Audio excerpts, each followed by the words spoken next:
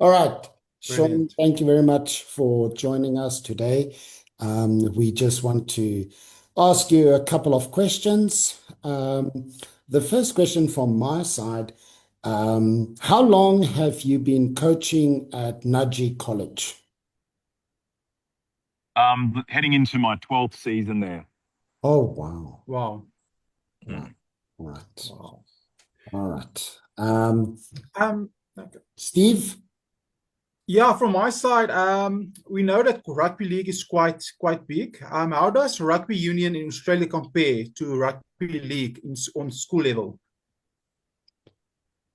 Yeah, so the way rugby union and league structured in the schoolboy system in Australia is basically the private schools play rugby union and the state public schools, they play rugby league in a nutshell. Wow. And obviously Sure.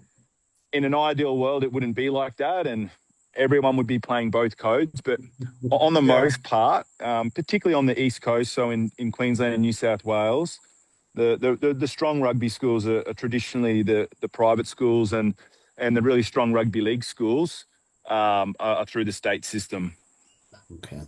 Wow. Mm. Adno, do you have a question? Yes, I would like to ask Saul, how did the link with, do you perhaps know how was this link with South Africa, well, South African schoolboy rugby? How was this link established? What's the history of this link that you've got? And also, what do you feel is the benefits of this relationship? And do you think there are ways to strengthen it? So I've actually got three questions: the history, the nature of the link, and the benefits of that, and how we will in future, how it could be improved or strengthened. Yeah, well, firstly, this is the first time that Nudgee has toured South Africa for 20 years. Wow. Yeah. Wow. So in terms of a link or a history, there isn't much there. What we do have at Nudgee is a lot of South Africans. So we have a lot of Wow. South Africans in the school and even on staff.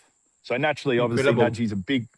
Nudgee's a big rugby school, and a lot of the South Africans that live in Brisbane seem to end up at Nudgee. So there's quite a few on um, in our playing roster and then also on staff. So that's the first part of your question. The second question there um, around like why we want to come. Like I think for us, we've been I've been in the role for 12 years, and I think we can all be guilty of sometimes just worrying, like living in our own little bubble.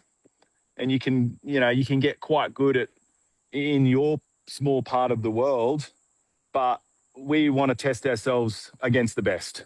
So Yeah. for us, it's around um, and also the experience. Like rugby's the main point of difference, and to kind of lean on that first part around the difference between rugby union and league. Like obviously in Australia, there's more boys probably play rugby league, and certainly on the free to air TV and television broadcasting deals and whatnot, rugby league is stronger. But for rugby union, it's the world game, so you can that's the point of difference. Yeah, you can play it in many parts of the world. So for us, um, and there's no better rugby experience than to tour, arguably the heart and soul of world rugby, particularly at the present time, isn't it? So yeah, we're really excited about this experience, well, this opportunity for us to go and experience what we believe will be, a really authentic schoolboy rugby experience.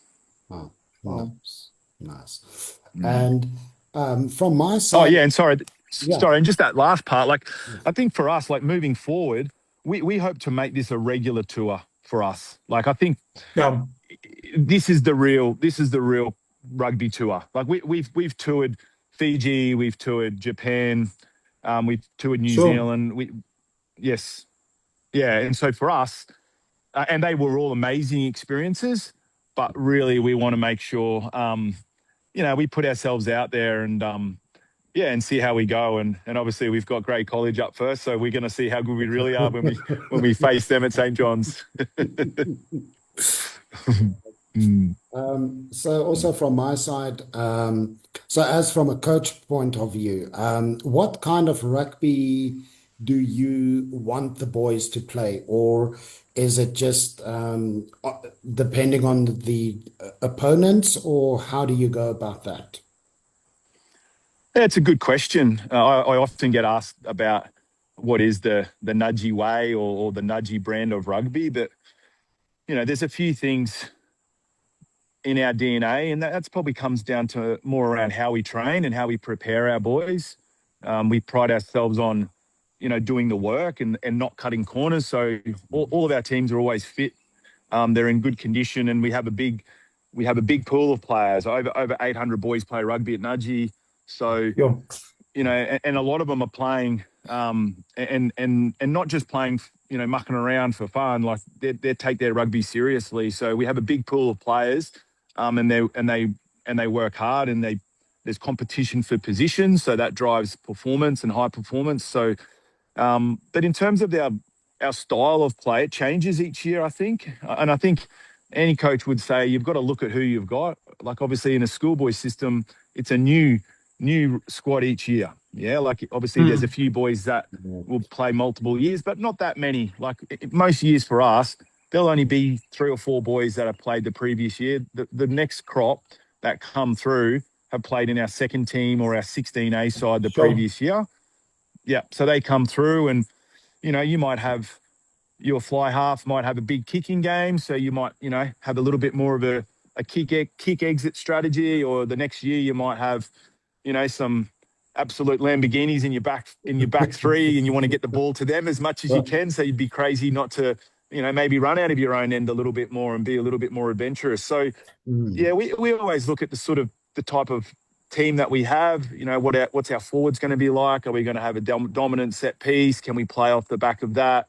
Yeah, even within one season, I remember a few seasons ago, we had a centre who's now he's playing rugby league now for the Roosters. He played State of Origin this year, Robert Toya, who, had a real breakthrough season last year. He played in our first team a few seasons ago, and he did his ACL mid-season, and the plan that year was give him the ball and watch him work his magic. But when you lose a player of that class, then obviously you need to adjust and pivot and come up with a plan B. And then, we started going through our forwards a little bit more through that season. So, yeah, you got to be adaptable. Yes.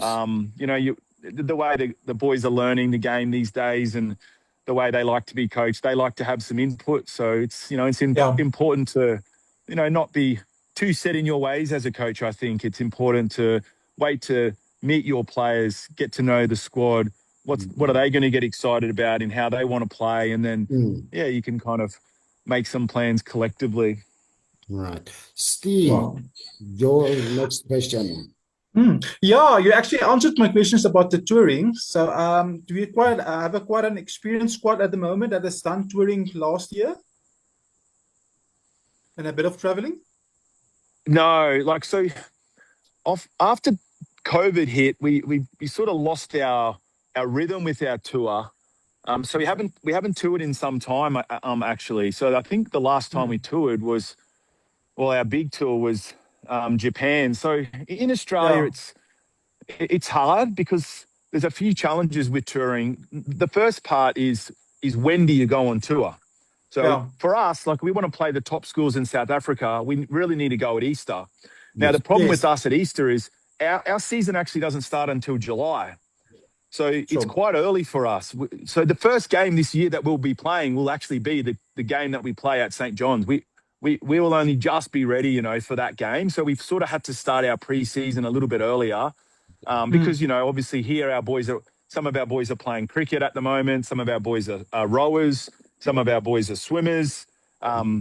So, yeah, you have to they're on modified programs. So that is a little bit of a challenge. And, if you want to go in other parts of the world, you want to go, say, to the Northern Hemisphere and play some of the English schools or the Irish schools, then you really need to be traveling in, October, November. And our season's finished then and we're into our summer sports. So, yeah, timing with touring's a challenge. And it's very expensive, Anywhere we tour, it comes at quite a cost. And Yes. so, there's some fundraising required. And unfortunately, not all our boys are always able to tour. So there's always some challenges, but we do see the value. We do see the value in touring, Absolutely. and our community, our boys love it. And as I said before, that's just one of the beauties of our game, isn't it? Like it's played around the world, and there's no doubt once we get off that plane and land in your beautiful country, this is going to be no doubt a highlight for all of us. I think even for me, being involved in schoolboy rugby for nearly 20 years, it's this is going to be special. Right. Wow. Arno, your question? No, I actually just want to make a comment. I'm looking at the background where Son is standing. It is a beautiful background. It looks like I can see the beach from where. No, this is my backyard. So wow, you've got a beautiful. We've got a beautiful backyard. I love the. And this is the country. There's the swimming pool. Oh wow! Nice. It is fantastic. I must tell you, it looks very nice. Yeah, we're very lucky. My wife's actually a gardener, so the grass looks pretty green, doesn't it? Yes, well, the garden is green. I must congratulate you on that. Thank you. I just want to ask you, how many teams do you does your school have? We normally put out 40. Yeah, we normally put out 40 teams. Okay. 40 teams. Okay. Yeah. So, we start. We start in year 5. So our entry year level is under 11s. Okay. So under 11, under 12, all the way up to under 18s, which is our opens. And so in our opens, we would normally put out sort of down to 8s and 9th, 15. And then under 16s down to sort of E's or F's, and that's pretty common all the way down to our under 11s. Wow, that's quite it's a big school. That's a lot of teams. Yeah, so we employ nearly 100 rugby coaches, support staffs. Yeah, so it's a beast of a program. Yes. Oh, South African programs, pale in comparison to what you have there. And that's maybe why we're so scared when we have to play you guys. We always think this is the one country we might lose to. Well, I'll tell you what. Because it's funny because, obviously South African and Australian schools, we very rarely play each other. And, there's a lot of stuff on social media where they have that next gen things and they try to rank the schools and all this sort of stuff, which, it's very hard to rank schools when, we don't really know how we stack up because it's, we're not playing each other. We don't know what the standards like. You can watch it on the clips and you kind of get a bit of an idea, but it's quite funny when anytime we get ranked above a South African school, I see all the comments light up and everyone in South Africa is going, "Oh, you come over here and play us, boy, and we'll see how good you really are." So that's what we're going to do. Yeah.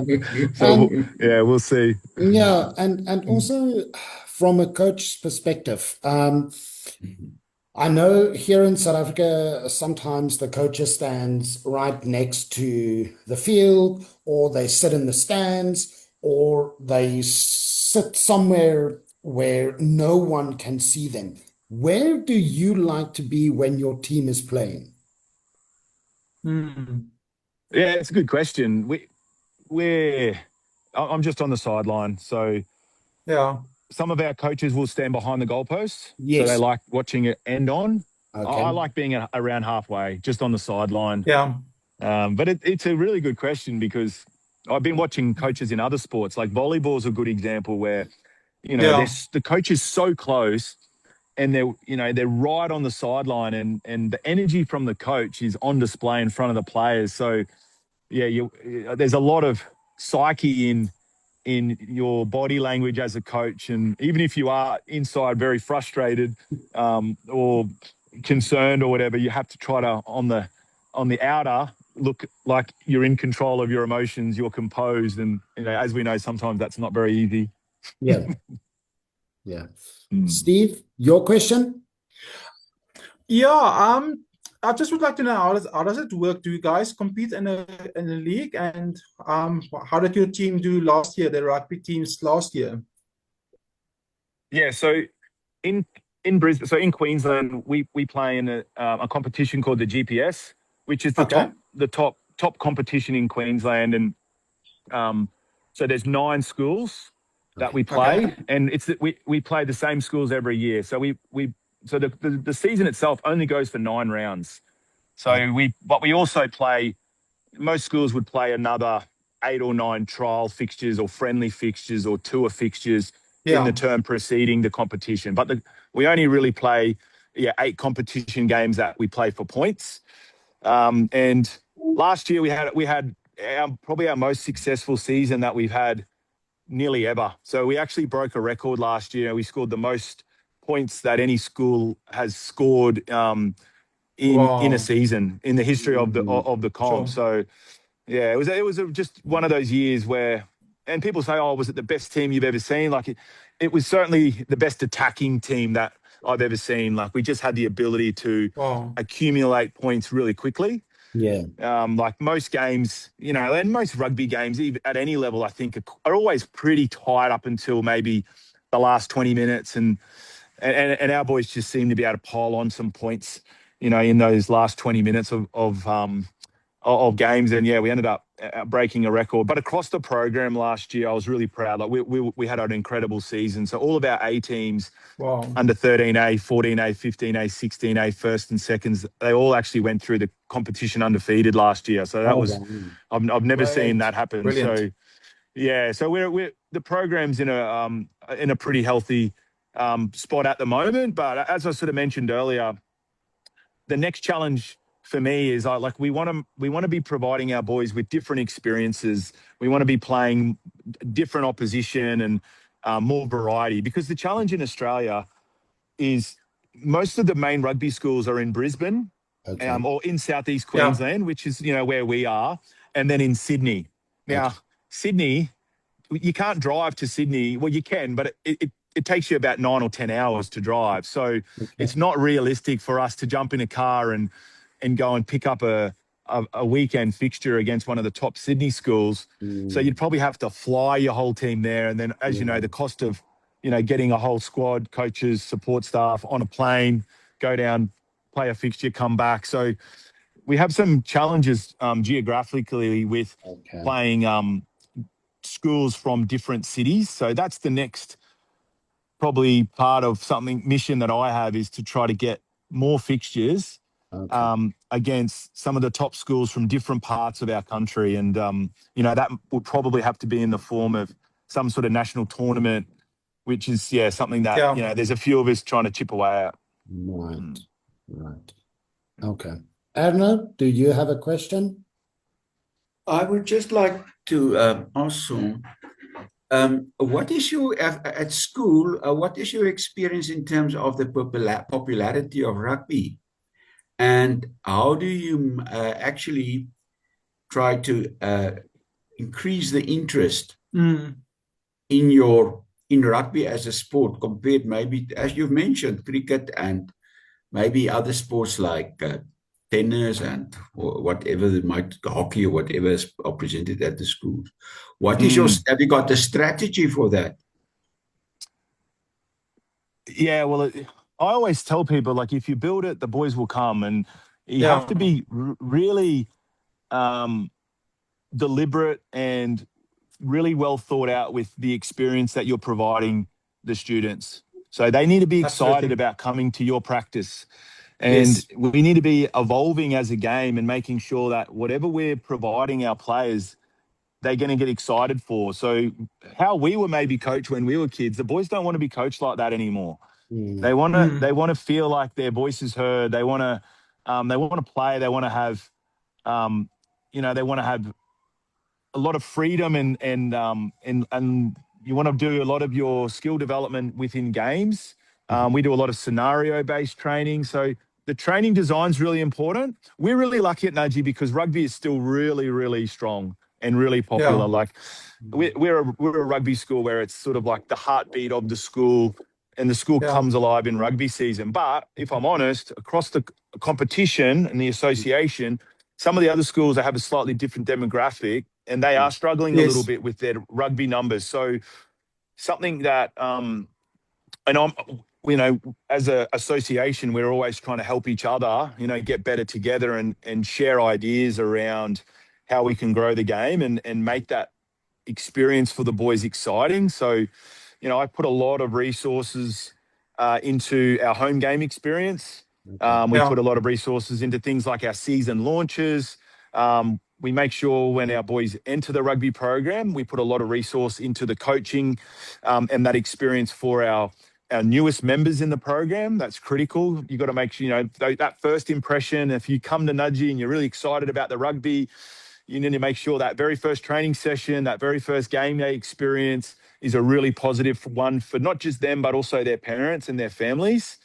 Yeah. And, and all the decisions that we make, we think about the players are at the center of those decisions, but also, we're also considering what's the experience like for mum? Does mum want to come and watch the game? Does she want to stick around after the game and support the first team? Well, you need to make sure you have seating. True.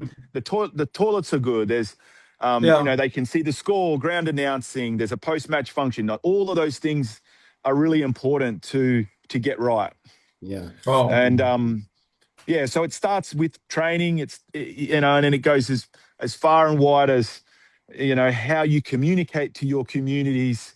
Do you take photos on the weekends and share that information with the community? And everyone wants to be part of something, don't they? Everyone wants to feel like they're a part of a community. So you got to really build that community and invest into your community. Absolutely. Yes.